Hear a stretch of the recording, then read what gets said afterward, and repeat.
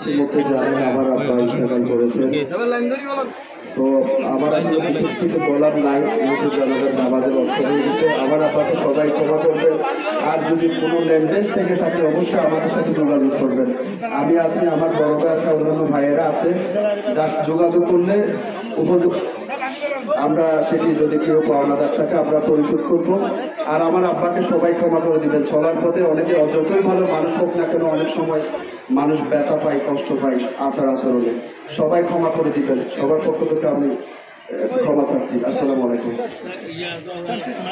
যারা সময় দিয়ে আপনাদের দুই থেকে আজকে ইসলাম বিভাগের কাশিম মাদ্রাসার সম্মানিত শিক্ষক কারি বদরুল হুদা, আমি হুজুরকে জানাজা করার জন্য অনুরোধ করছি।